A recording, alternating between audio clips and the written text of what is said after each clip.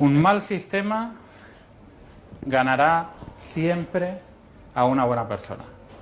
¿Vale? Esta quote, que es bastante conocida, ¿no? Esta cita de Deming. ¿Cuántos de vosotros la conocíais? ¿Os suena? ¿No?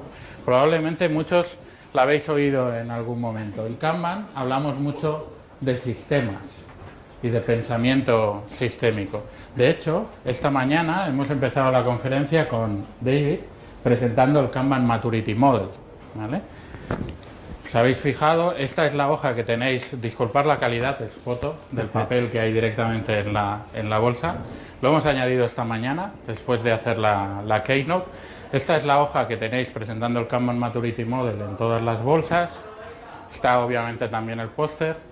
¿Cuántos de vosotros os habéis fijado en que en este área, a partir del nivel 2 para llegar al nivel 3, el Kanban Maturity Model menciona una cosa?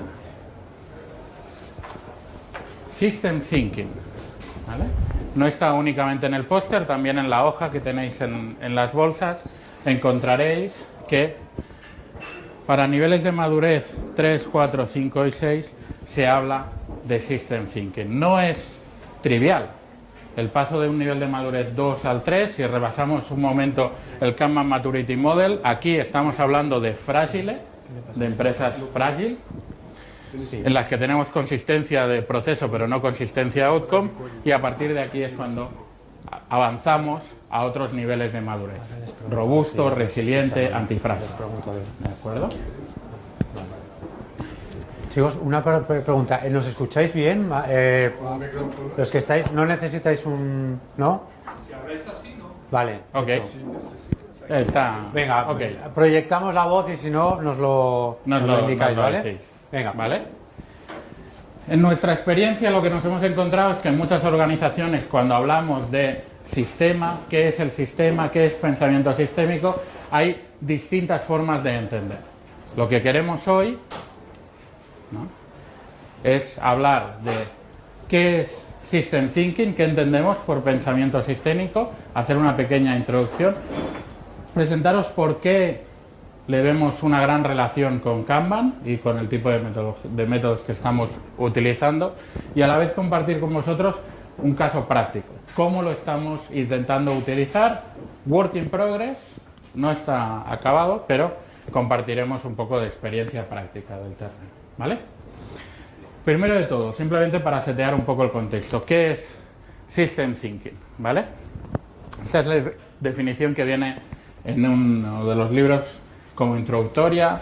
System Thinking es una forma de ver y hablar sobre la realidad que nos ayuda a entender mejor y trabajar con sistemas para influir en la calidad de nuestras vidas. ¿De acuerdo? ¿Vale? System Thinking solemos decir que es una forma de ver la realidad. Russell Ackoff, que es una persona muy respetada dentro del mundo, tiene una frase que dice: un sistema no es nada, no es más que una construcción que hacemos para representar la realidad y poder entenderla. Cuando hablamos de System Thinking, hablamos de esta forma de ver la realidad como un sistema. Hablamos también de un lenguaje común. Simplemente nos permite tener conversaciones, ¿no?, para poder entender qué es lo que entendemos por un sistema, ¿vale? Y es también un conjunto de herramientas, ¿vale? Hoy no vamos a hacer una superponencia de System Thinking, pero sí que queremos que tengamos un lenguaje común, ¿vale? ¿Qué es un sistema? Desde el punto de vista de System Thinking, un sistema es un grupo de interrelacionados que interactúan e interdependientes, partes que interactúan, interrelacionadas e interdependientes, que forman un todo unificado y complejo que tiene un propósito específico. En un sistema normalmente hablamos de los actores que forman el sistema, las partes, las interrelaciones entre estas partes y el propósito del sistema. ¿De acuerdo? ¿Vale? Los sistemas tienen un propósito, todos los sistemas tienen un propósito, que no tiene por qué ser el mismo que las partes. Muchas veces hacemos el ejemplo de un coche. ¿Un coche es un sistema? Sí, típico ejemplo. Tiene un propósito, desplazarnos. Pero no es exactamente el mismo propósito que las ruedas o el motor. Cada una de las partes y cómo se relacionan sirven a crear el propósito compartido del sistema, la propiedad emergente, ¿vale? Una característica de los sistemas es que todas las partes tienen que estar presentes para que el sistema pueda cumplir con su propósito, y el orden en que las partes interactúan afectan al rendimiento del sistema, ¿vale? Por último, los sistemas tienden a mantenerse estables a través de feedback. Ahora hablaremos de esto, ¿de acuerdo? ¿Sí? ¿Qué es System Thinking? ¿Qué es un sistema? ¿Vale? La esencia de System Thinking está precisamente en intentar ver las interrelaciones en lugar de cadenas de causa y efecto, y ver cómo es el proceso de cambio en lugar de simplemente momentos, snapshots de la realidad en cada momento, ¿vale? Un último apunte sobre System Thinking. Hablaremos de feedback loops. A vosotros, a todos los que estamos en Kanban, nos sonará el concepto de feedback loop. Lo que buscamos es entender el mundo no desde una forma lineal de causalidad, A, por lo tanto es B, por lo tanto C, sino que entendemos que el sistema se comporta de una determinada forma por causa de diferentes feedback loops que hacen que se comporte de esa forma, ¿vale? Hay dos feedback loops que son la base para construir todos los siguientes. Lo que llamamos reinforcing loops son feedback loops que se retroalimentan. En el ejemplo de una cuenta bancaria, si yo tengo dinero en la cuenta bancaria, eso genera intereses. Esos intereses van a hacer que yo tenga más dinero en la cuenta bancaria y por lo tanto voy a generar más intereses. Es un feedback loop que se retroalimenta, ¿vale? Provoca este behavior over time, le solemos decir, este comportamiento a lo largo del tiempo. Sin embargo, no todos los feedback loops se retroalimentan y provocan este behavior over time. Los balancing loops son aquellos feedback loops que lo que buscan es la estabilidad del sistema. Hay un nivel deseado, hay un gap que observamos entre el nivel deseado y la realidad, y por lo tanto ejecutamos acciones correctivas que cambian el nivel actual, evaluamos si el gap sigue estando ahí, etc., ¿vale? Lo que hace un balancing loop es mostrar este behavior del time.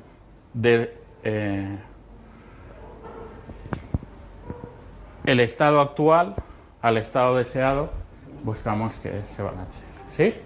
Se ve un reinforcing loop y un balancing loop, ¿sí? Son las estructuras más sencillas, ¿vale?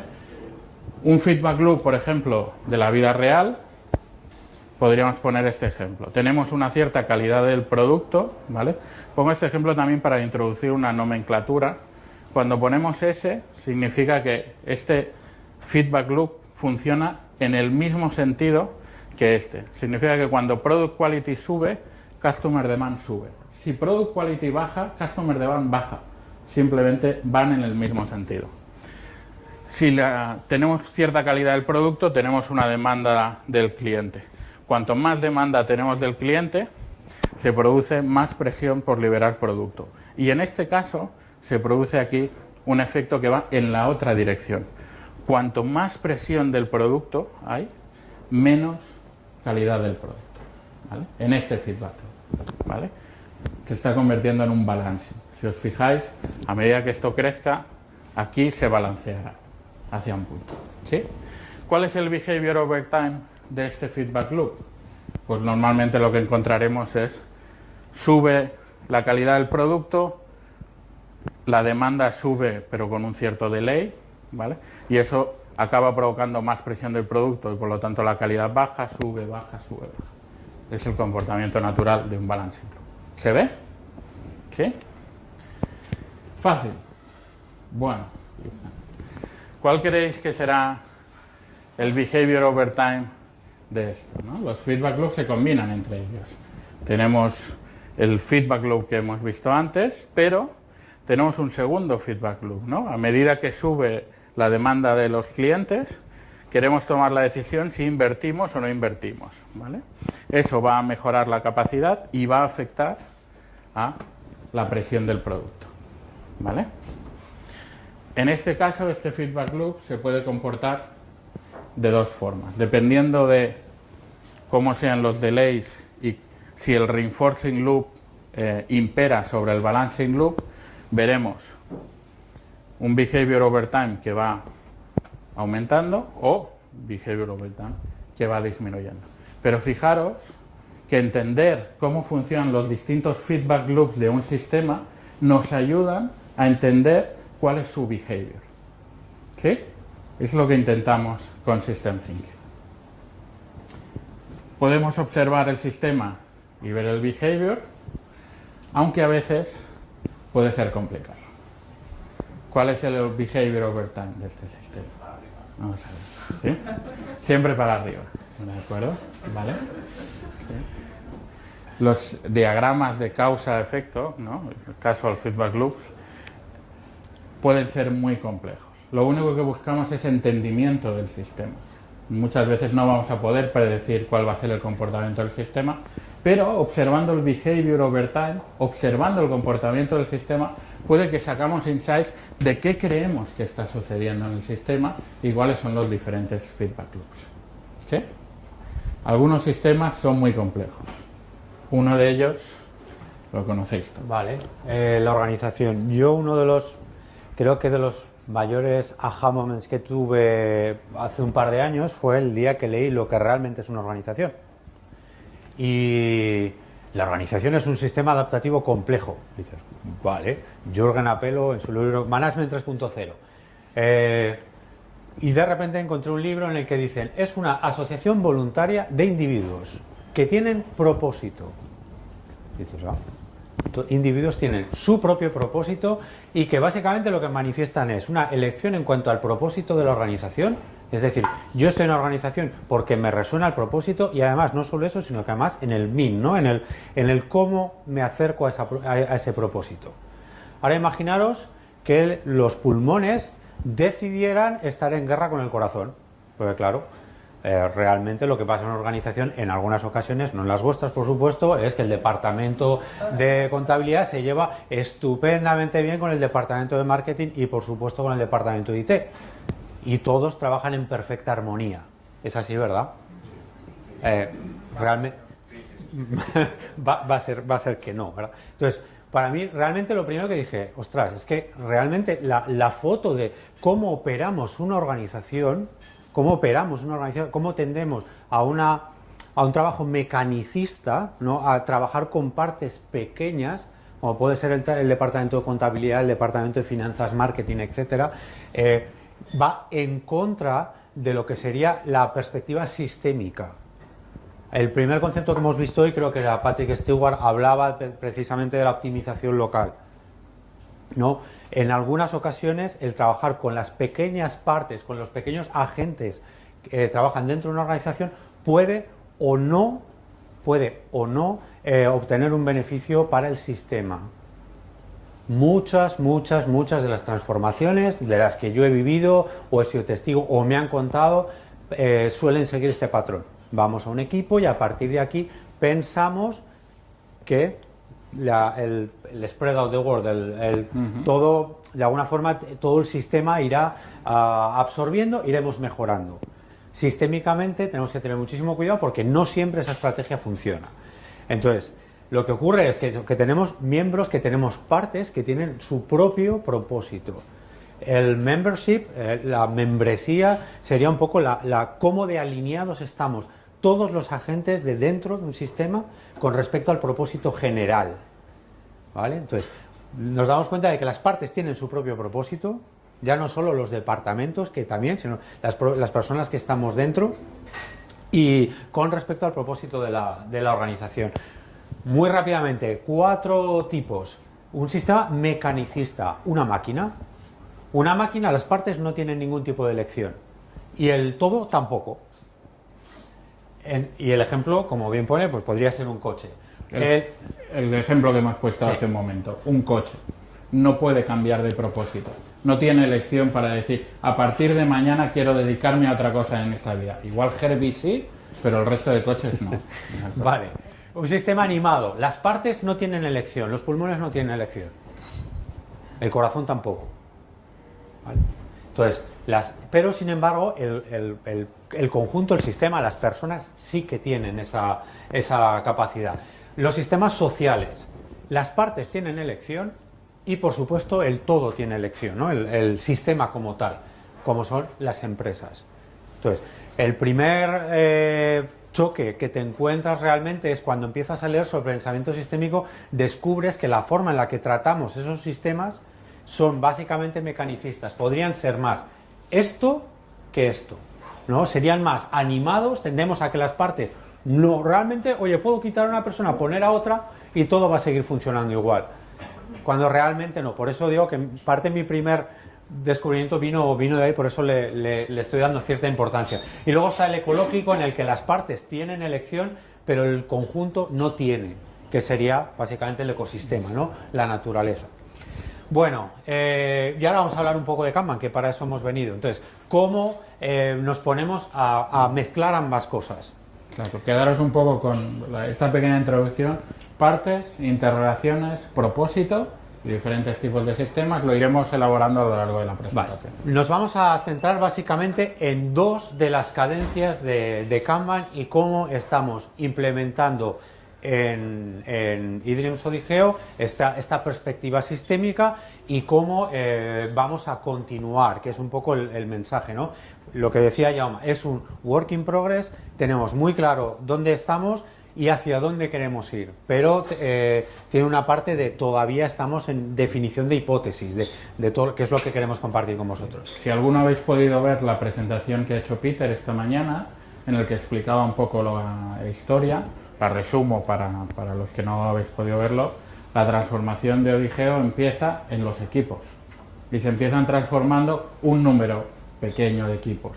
Con el tiempo se va transformando cada vez más equipos, hasta que llega un momento en que hay 52 equipos haciendo cada uno autónomamente un sistema Kanban. El momento en el que estamos ahora, unos meses atrás, decidimos que queremos ir un paso más allá. Hemos conseguido optimizar todas esas partes, pero sabemos que eso no significa haber conseguido optimizar el todo. Queremos dotar a la organización de una visión sistémica. Ahora que tenemos las partes trabajando con Kanban, ¿cómo podemos ver cosas que van más allá del equipo? Vale, vamos a centrarnos en dos puntos específicos, en dos momentos en los que compartimos información, y os voy a intentar explicar, os vamos a intentar explicar un poco qué tipo de información manejamos y cuál es el propósito de lo que buscamos. Empezamos por el Service Delivery Review. ¿Alguno sabéis un poco, podría describirlo en una frase, qué es o qué es lo que se busca, cuál es el propósito? ¿Conocéis? Venga, os ayudo. Es básicamente ver cuál es el performance del equipo de acuerdo a las expectativas del cliente. Si hablamos de SLAs, del Service Level Agreement, o el SLC, que es cuál es la capacidad del equipo con respecto a las expectativas del cliente. Intentamos buscar un equilibrio entre lo que el equipo es capaz de hacer y lo que los clientes de alguna forma esperan de nosotros. ¿Sí? En el libro que encontraréis en vuestras sillas antes de la Keynote, el nuevo libro de David, que habla de Fitness for Purpose, habla precisamente cuáles son los criterios que definen cuál es el propósito de mi servicio y lo miden. En un Service Delivery Review evaluaríamos esos fitness criterios. Vale. ¿Tenéis en la imagen ese causal loop diagram, ese diagrama causal en el que había un montón de flechas? Realmente donde pone cliente puede ser cualquier departamento que os pida algo. Realmente hablamos de definición de sistema, un montón de agentes interrelacionados e interdependientes. Pues ¿sois capaces de hacer el trabajo de la A a la Z por vosotros mismos? ¿Sois capaces de idearlo, desarrollarlo, ponerlo en el mercado, hacer la campaña de marketing? Todo. Realmente no. Por supuesto, depende de los contextos, pero en muchos de los contextos tú no tienes la autonomía y la capacidad para hacer todo. Entonces, se refleja esto de que somos un sistema interdependiente e interconectado. Entonces, el cliente realmente puede ser, por supuesto, el cliente final o cualquier departamento que os viene a pedir algo. ¿Sí? Entonces, ¿qué hacemos aquí? Perdón. Utilizamos la idea de Matt Phillips, que está hoy aquí, y él presentó hace relativamente poco tiempo una plantilla de Service Delivery Review, ¿no? Para esta reunión. En esta reunión, lo que os digo, ponemos en contacto a dos roles. Uno es el equipo, el servicio que está proporcionando un valor, y el cliente, la persona que lo pide. Tiene más o menos esta forma. Ahora lo vamos a ir explorando área por área para que lo podáis ver. Simplemente esta es la plantilla que hemos creado nosotros a partir de la suya. Y respeta prácticamente todo. En la parte más alta tenemos qué tipo de servicios proporcionamos. Esta es una pregunta que nos hacemos, especialmente al principio, es ¿qué hacemos nosotros? Y después, conforme va pasando el tiempo, ¿estamos ofreciendo algún tipo de servicio más? ¿Hacemos algo más que no estábamos considerando antes?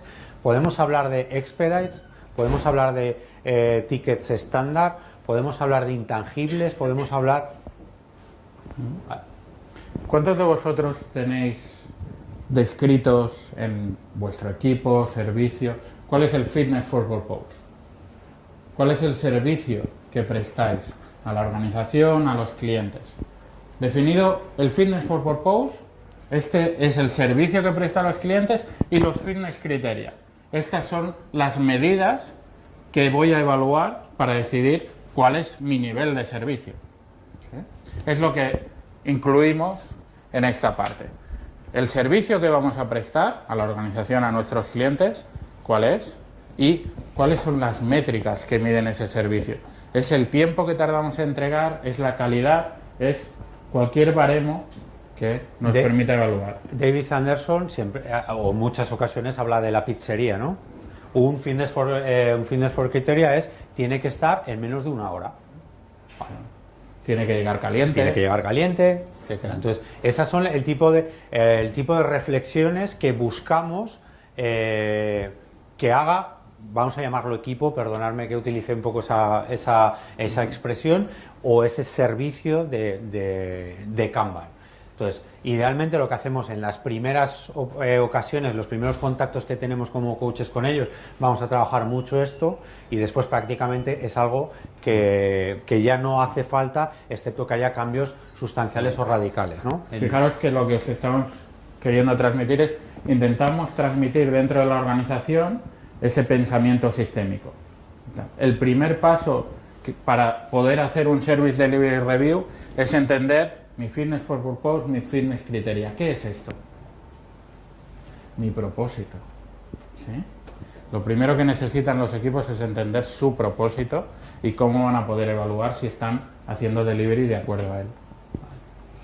Bueno, dos áreas que cubrimos durante este evento, durante esta reunión, es... consideramos como entrada los improvement actions, acciones de mejora que el equipo, el servicio Kanban haya puesto en marcha. Y también lo que hacemos es revisar básicamente cuáles son los tickets que se han entregado desde la última reunión. Habitualmente David y toda la parte del Lean Kanban University proponen cada 15 días hacer una reunión como esta. Nosotros en ODIGEO ahora mismo lo estamos haciendo una vez al mes, pero lo que hacemos básicamente es, si tenéis un scatter plot en mente, es coger y decir, vale, de cada uno de ellos, ¿qué hemos entregado? ¿Qué es servicio? ¿Cuáles son los servicios? ¿Qué es lo que hemos entregado a cada uno de ellos? Y sobre todo los que se quedan fuera de nuestro SLA. Nosotros nos hemos comprometido con el cliente a entregarlo en 32 días, y todo lo que está fuera, todo lo que ha tardado más tiempo, tratamos de averiguar por qué ha sucedido. ¿Vale? Entonces, eso es parte de lo que se trabaja en este área de aquí. Además de eso, como resultado de salida, aparte de rellenar esta plantilla, lo que hacemos es buscar opciones para reducir el riesgo. Cosas que estén dentro de nuestro control habitualmente.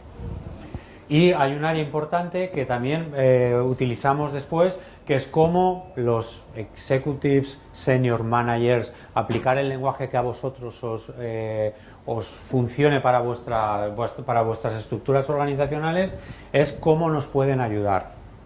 ¿Vale? Entonces, además de esto, lo que cogemos es el Delivery Time Capability, cogemos todos los tickets, los dividimos por servicios y lo que hacemos es coger los datos del último mes, los datos de los 2 últimos meses y de los últimos 3. Realmente es importante para nosotros el SLC, que es lo que somos capaces de hacer, y compararlo contra el SLA, que es nuestra expectativa con el cliente. ¿Chema, quieres decir algo? No, por clase de servicio. Bueno, por clase de servicio. ¿Vale? Otro punto fundamental en el que ahora mismo estamos en marcha con ellos, con todos los equipos, lanzando este mensaje del Blocking Clusters.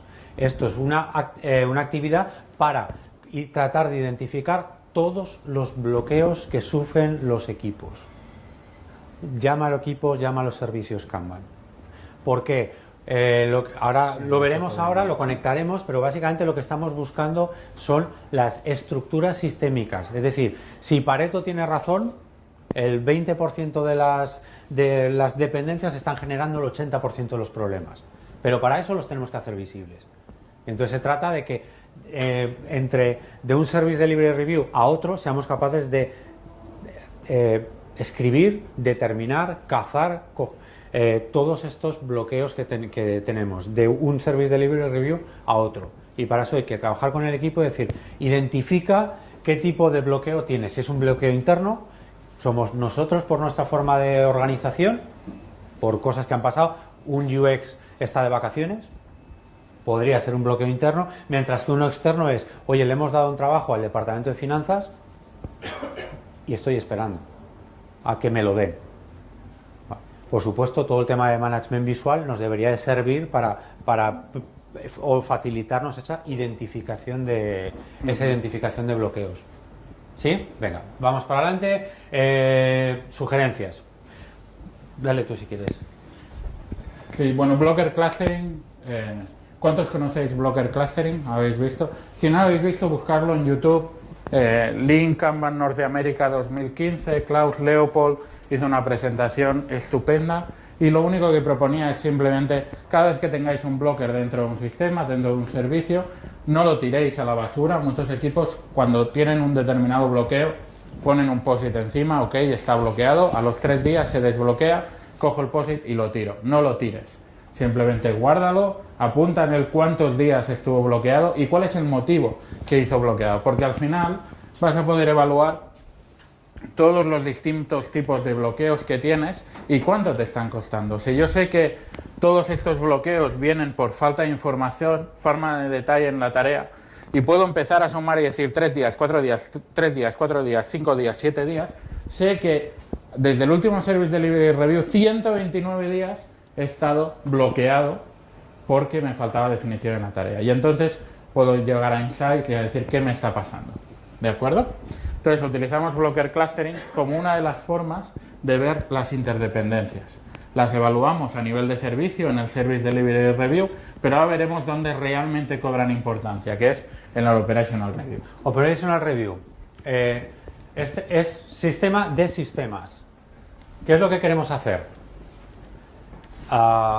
Voy a ir primero aquí, perdonadme porque creo que es lo más sencillo. Es todos los equipos, todos los servicios Kanban, lo que vamos a hacer es coger toda esa información generada durante el último mes y tratar de buscar esas interdependencias, tratar de buscar qué es lo que está ocurriendo.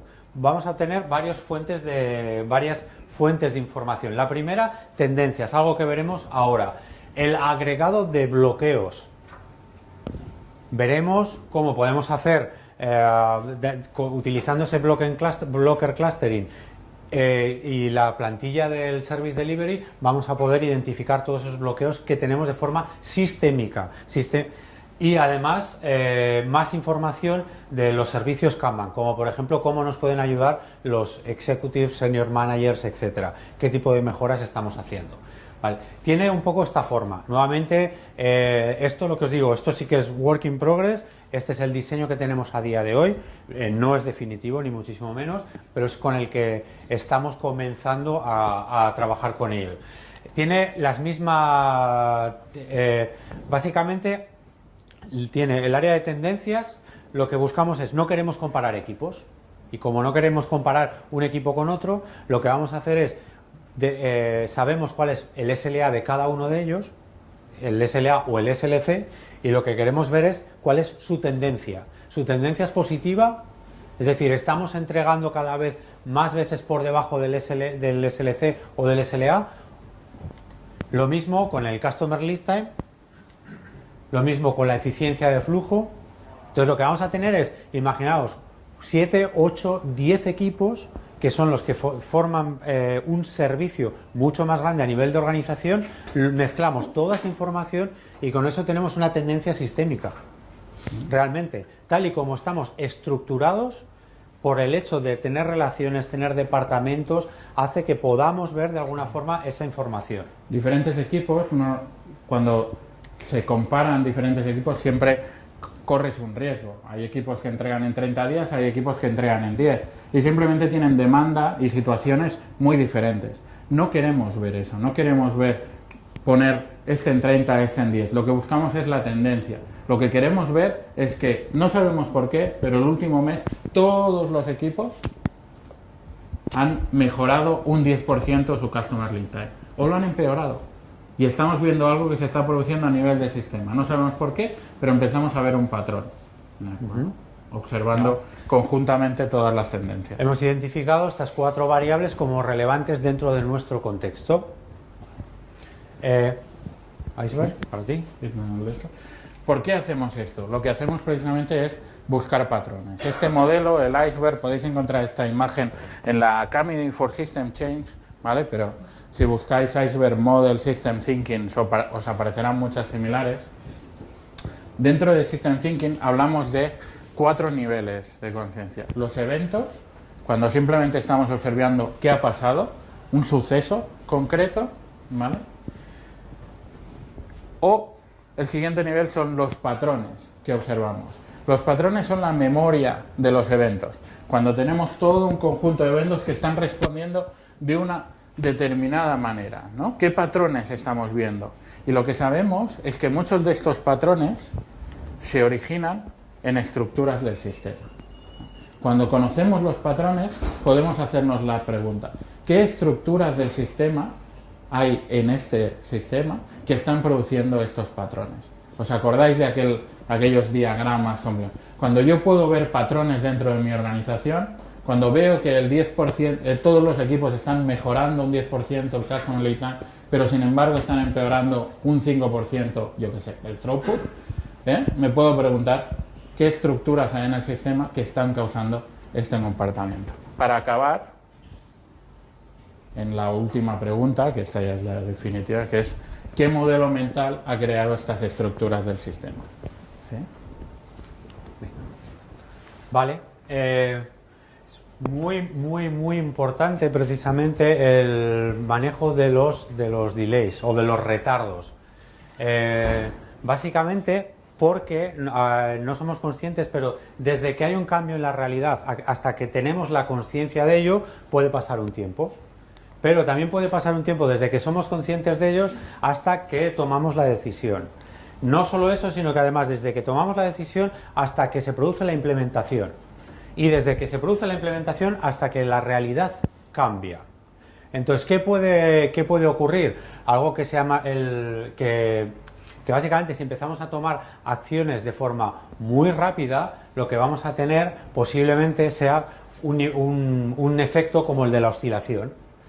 Tomo una decisión aquí, veo que no, vuelvo a tomar otra decisión aquí, pero nunca termino de alcanzar ese punto de equilibrio.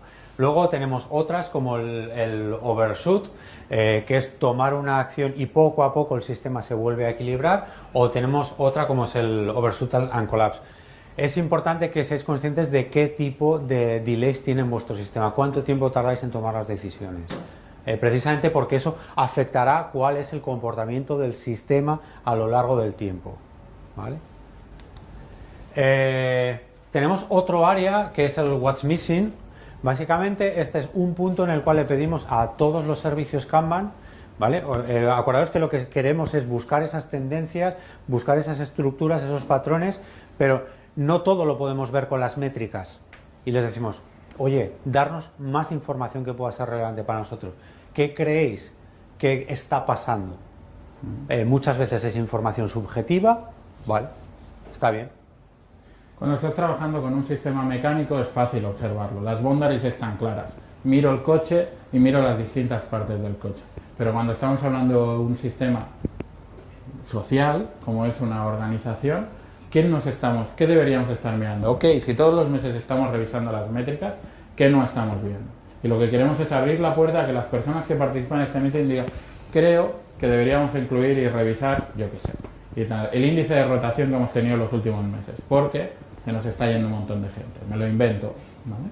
Abrimos la puerta a qué partes del sistema no estamos midiendo que deberíamos hacer. ¿Sí? Vale, es importante también la pregunta de quién debería de venir a esta reunión. Entonces, aquí básicamente hemos identificado cualquier tipo de rol, mid manager, seniors, head of PMO, agile coaches. Importante, también posiblemente va a ser, de hecho haremos las primeras pruebas con product owners representativos precisamente de estos servicios Kanban. Y una de las cosas que hemos visto es que muchas veces los managers son los que toman las decisiones, pero ellos también tienen capacidad de algo distinto, que es de diseñar el sistema. Ellos pueden coger y cambiar la estructura organizacional, pueden cambiar la forma en la que nos organizamos, en la que un departamento depende de otro, o tienen capacidad para crear un equipo cross-funcional, porque en nuestro modelo mental, nuestra creencia es esto es lo que va a hacer que no tengamos tantos bloqueos, son ellos. Entonces, muchas veces hemos visto que tenemos gran capacidad de decisión, pero no somos conscientes de lo que significa ser diseñadores de un sistema. Entonces, la voy a llamar reunión, este feedback de alimentación, lo que buscan no es solo tomar decisiones, sino también tener la capacidad de diseñar, de ver cuáles son los efectos que va a provocar tal decisión que vamos a tomar, ¿vale? Este causal loop, ¿no? Al empezar a representar a través de bucles la decisión, intentemos representar cómo creemos que se va a comportar el sistema. Es un poco la parte que falta. Importante, cómo nos van a ayudar, como ya decía antes, y nuevamente Ruselakov ahí hace una recomendación y dice, por favor, escribid una especie de cuaderno de bitácora con todo lo que decidáis, con todo. Entonces, recoger cualquier decisión importante, incluso si es no hacerlo. Oye, hemos decidido que no lo vamos a hacer, vale, escribidlo. Y él dice, representar cuáles son los efectos que creéis que va a provocar en la decisión, los que vosotros creéis. Luego, ¿cuáles son las asunciones, podría ser, o las expectativas en las que está basada esta decisión? También, ¿cuáles son los inputs? ¿Cuál es la información que tenemos? El conocimiento, el entendimiento. Si veis la plantilla, la he pasado muy rápida, pero si veis la plantilla realmente está reflejando prácticamente todo lo que nos está pidiendo Russell Ackoff para documentar todas nuestras decisiones sistémicas. ¿Cuáles son las asunciones? ¿Qué información tenemos de entrada, de los equipos, las tendencias, etcétera? Y sobre todo, cómo se tomó la decisión, por quién y para cuándo esperamos que sucedan los efectos que esperamos. También debemos de monitorizar las decisiones. Cuando llegue el momento, evaluamos si realmente se ha producido lo que nosotros esperábamos que pasara. Y la decisión de corregir también es una decisión que nuevamente debemos de monitorizar, debemos de describir. Entonces, la idea que a nosotros nos ha sido muy útil es crear una plantilla a partir precisamente de la de MAT del Service Delivery Review, que es lo que hemos estado haciendo. Yo creo que con esto voy a... 2 minutos. Sí, terminamos ya, que es la forma en la que Kanban nos explica cómo se hace una transformación en Kanban. Cogiendo un servicio, kanbanizándolo y yéndote de alguna forma a los servicios con los que interactúas. Esto se trabaja de la misma forma sistémicamente. Empiezas con una parte, sea la que sea, y a partir de aquí ves con quién me estoy relacionando y vas a esas otras partes para intentar representar al final un todo. Es de lo que se trata. Entonces, ¿cómo se kanbaniza una organización? A través de más Kanban. visualizando el trabajo, buscando la capacidad en el equilibrio de demanda, etcétera. Es lo que intenta representar. Conclusiones. Los puntos de valor que nosotros creemos que van a hacer crear o van a servir para crear una organización que tenga una perspectiva sistémica es revisar cuáles son los paradigmas. Antes había una asunción hecha que es que a mayor presión, mayor entrega. O algo muy parecido. ¿Eso siempre así o no? Eso es un paradigma. Yo puedo tener esa visión, pero vosotros no. Y se trata de que la podamos discutir y de que la veamos. 2 puntos más. El crear nuevas reglas o nuevos objetivos. Y buscar patrones para evitar la optimización local. ¿Vale? Okay. Al final lo que buscamos o lo que queremos conseguir es este shift of mindset. ¿Vale? El otro día conversábamos en una reunión y hacíamos joder, nosotros no somos los managers de la organización, somos los coaches. Lo que buscamos introduciendo este tipo de dinámicas es introducir pensamiento sistémico dentro de la organización, en esos managers, ¿vale? Porque creemos que es la manera de poder evaluar cómo se está comportando el sistema y despertar ese system awareness dentro de la organización. Tradicionalmente, mencionaba Pablo, cómo hemos hecho las transformaciones. Hemos dividido la empresa en pequeñas partes, vamos a uno por uno cada de los equipos, hemos intentado que sean lo más autónomos posibles y hemos hecho kanbanizado o escalmizado o hecho la transformación sobre cada uno de los equipos. Lo que nos dice System Thinking es que un sistema se ve afectado en menor medida por las partes, en mayor medida por las interacciones entre ellas y, en última instancia, por el propósito del sistema. Cuando cambia una parte no hay un cambio significativo en el sistema, cuando cambian las interrelaciones puede haber cambios significativos, obviamente cuando cambia el propósito. ¿Quiénes son las personas que dirigen estos cambios? Esos system designers, estos managers de la organización. Lo que buscamos con este tipo de reunión es que adquieran esa capacidad de evaluar como un todo la organización. No cada una distinta de las partes, vamos a revisar los distintos 50 equipos. No se trata de cómo se están comportando los distintos 50 equipos, sino cómo están interactuando entre ellos y qué behavior, qué patrones están creando. Y qué estructuras habéis puesto, y aquí sí que ya hablo de vosotros, en el sistema que está provocando este comportamiento. ¿Sí? Estos niveles de perspectiva, cuanto más subimos, desde los eventos, las situaciones concretas, a los patrones, a los sistemas, estructuras, a los modelos mentales. Cuando hablamos de modelos mentales, ¿qué tal? Si estáis en una organización en el que hay un sistema de bonus, detrás probablemente hay un modelo mental de si no incentivo a la gente o incentivar a la gente, vamos a ponerlo en positivo, hará que produzcan más, ¿vale? Eso es un modelo mental, una visión que queremos conseguir. ¿De acuerdo? Gracias.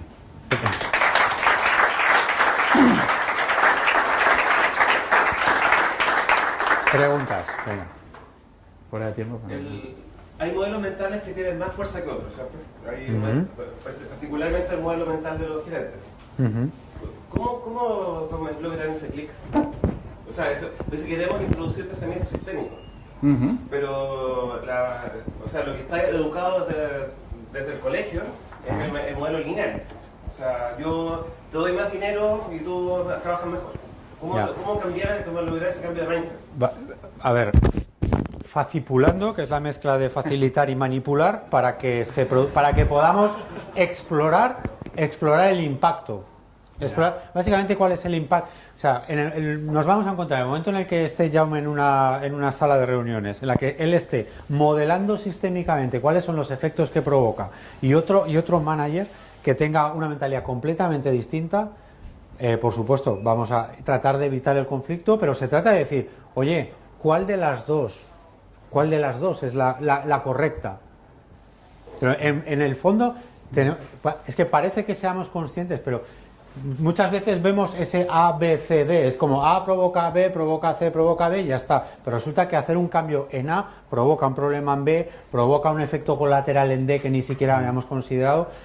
Podríamos hacer un ejercicio súper rápido aquí con el overtime, ¿no? Con la cantidad de horas extra, hasta que lleguemos, por ejemplo, a problemas familiares.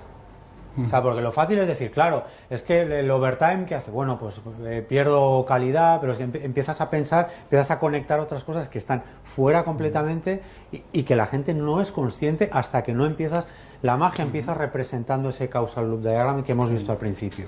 Causas y efectos. Y ahí estoy representando mi modelo mental. Entonces, convencer no puedes, realmente no se puede convencer. No, es learning by doing. Sí. Fijaros que si nos permitís el símil, un poco cogido BlueSwift, ¿no? Pero muchos de vosotros igual conocéis Toyota Kata, ¿no? En el que hay Improvement Kata y Coaching Kata. Cuando estamos creando templates, no importa realmente tanto el template como el hecho que las personas que lo están utilizando dentro de esas reuniones están siendo acompañadas a pensar de una forma diferente. Cuando estamos en un operational review y están esos gerentes y esos product y están diciendo, ok, creo que vamos a poner un sistema de bonuses porque esto va a hacer que la gente produzca más. Muy interesante y tal, ¿no? ¿Os acordáis del logbook que decíamos y tal? Podríamos intentar ver realmente, ¿no? Si ponemos un sistema de bonus, va a subir, ¿cuáles son las hipótesis que planteas? Creo que va a subir la productividad de este tipo, del de este. Muy bien, observemos el sistema durante un tiempo y veamos si realmente ese modelo que acabas de crear, ese causa-efecto, ese diagrama causal, se corresponde con el behavior overtime. Lo que probablemente vamos a ver es que no se corresponde. Y entonces vamos a llegar a otro operational review y vamos a decir, ¿qué es lo que creíamos que iba a pasar? La hipótesis. ¿Qué es lo que realmente está sucediendo? ¿Dónde está el gap? ¿Qué fallo hay en mi modelo, en mi sistema? Fallo de entendimiento, ¿no? ¿Qué me estoy perdiendo? ¿Qué caso al loop no estoy viendo? Y todo eso. ¿Por qué se está produciendo esto? Y en todo este camino, lo importante es el crecimiento de esas personas. Es el coaching de esas personas para empezar a pensar de esta forma. ¿Sí? Habéis expuesto que después de la problemática de siempre ver las partes y trabajar las partes y no como un todo y así llegar al pensamiento sistémico, después de esto, ¿creéis que es necesario un nivel de madurez en la organización para empezar a trabajar el pensamiento sistémico e ir hacia él? ¿O para no caer en el tema de dedicarte solo a las partes? ¿O es un tema que puedes hacer desde el principio de una transformación? A ver, empieza tú si quieres. No. A ver, creo que hace falta un poco de voluntad. Quiero decir, nosotros podemos plantear la mejor de las herramientas, pero dices, está bien. Vale. Entonces, creo que, o sea, me parece que es bueno, no es que lo diga yo, es que viene David y dice, realmente pilar fundamental, pensamiento sistémico, está ahí en un lado. Entonces, el pensamiento sistémico sirve para modelar lo que tienes en la cabeza. Y una vez que lo modelamos, puedo empezar a ser consciente si lo que está pasando en la realidad es lo que yo creo, ¿no? Entonces, alguien tiene que dar un punto y decir, venga, vamos a hacerlo. Si no, va a ser muy complicado. A partir de ahí no depende del grado de madurez, por supuesto. Si tienes un tío que lleva 20 años haciendo causal loops, te va a poder ayudar a representar uno. Pero realmente el mejor amigo de un pensador sistémico es la basura. ¿Por qué? Porque vas a tener que tirar uno y otro y otro y otro modelo. O sea, entonces, pero se trata de modelar, se trata de verlo, se trata de equivocarte y tener conversaciones precisamente con gente que posiblemente no piense como tú. Y igual tenéis que duplicar los modelos, ¿no? Y mantener dos completamente separados para decir, hemos hecho dos modelos, cuando haya pasado tiempo suficiente compararemos los dos, cuál de los dos es el que se acerca más a lo que esperábamos, ¿vale? Pero madurez, hombre, meterte en algo así, no tanto por la madurez de la organización, sino porque la gente tenga una perspectiva de lo que es pensamiento sistémico, que no es sencillo. Eso sí que hace falta, es fundamental, saber lo mínimo para empezar a modelar. Lo demás, la organización cualquiera puede hacerlo. Entonces, que a veces es contraintuitivo. Lo que buscamos va en contra de la intuición normal. Lo intuitivo es eso, es decir, aislar equipos ¿no? Y decir, antes hablamos de Klaus Leopold, ¿no? Klaus Leopold tiene otra presentación que es fantástica, que habla de cómo escalar, ¿no? Y coger equipos y lo compara con el teclado de un ordenador. Dice, bueno, y tal, cogemos un equipo y este es el equipo de la A y es capaz de hacer la A súper rápido, ¿vale? Y tienes el equipo de la E y el de esto. Ahora, el propósito de tu organización es escribirle cartas de amor a tus clientes. ¿Realmente funciona? Que tengas súper optimizadas las partes, pero en ningún momento hayas estado viendo las interrelaciones, porque el resultado final depende más de las interrelaciones y del propósito, escribir cartas de amor o de guerra, ¿no? Por poner un de esto. Joder, perdón, es que no me salía otra cosa. Que no de las distintas partes. Pensar dentro de vuestras organizaciones cuántas veces se está dando un pensamiento reduccionista, cuántas veces se está yendo a optimizar la parte sin tener en cuenta sus distintas interrelaciones. En cuántas de vuestras organizaciones seguramente se producen revisiones a nivel de equipo, a nivel de servicio, todos hacemos retrospectivas, pero cuántas veces hemos dado 2 pasos atrás para decir, ahora agrego toda esa información y ya no quiero ver cómo se comporta este equipo, este equipo, este equipo, este servicio, el sistema, el todo, cómo se está comportando. Si no cambias las interacciones, puedes cambiar a todas las piezas de un sistema y se seguirá comportando exactamente igual, con gente nueva. Entonces, va un poco de que revisemos precisamente ese cómo las partes interactúan, no tanto con buscar que esta persona no me está funcionando que puede ocurrir, por supuesto que puede ocurrir, no está funcionando de... Y recordar la primera fase. Un mal sistema siempre gana una buena persona, un buen equipo, un buen servicio. Muchas veces ponemos demasiado el foco en cómo está funcionando esta parte de la organización, cuando esa parte de la organización no tiene ninguna capacidad para cambiar aquello que está haciendo que no esté dando el performance que se espera, porque es un efecto sistémico. ¿Sí? ¿Una pregunta más? Venga, dale. ¿Cuál ha sido vuestro approach para llevar a los managers, a los product owners, de un pensamiento así lineal a un enfoque sistémico? Esto. Yo diría que es learning by doing, se entiende muy bien. De hecho, todos los que hayáis estado en la presentación de Patrick antes y los que no habéis estado, ir luego y buscar las slides y descargarlas porque es brillante, revisarlas con la perspectiva del pensamiento sistémico. Y encontraréis que muchas de las slides que él presenta estaréis viendo pensamiento sistémico. Estaréis viendo, se produce esto, por lo tanto se produce esto, pero sin embargo tiene esto, un intended consequence, etc. Muchas veces no hablamos con ellos de pensamiento sistémico. Simplemente vamos a intentar analizar cuál es nuestro sistema, cómo se produce, etc. Y es algo que se entiende muy bien. Utilizar la herramienta sin nombrarla. Exacto. Te diría. ¿Sí? Esperemos que ninguno vea esta charla. No la subas. Para que cuando vengan al siguiente Operational Review piensen que vienen a una reunión facilitada para esto y tal, y no a una reunión que está explícitamente diseñada para que ellos desarrollen esta forma de pensar. ¿Sí? Sí. Gracias.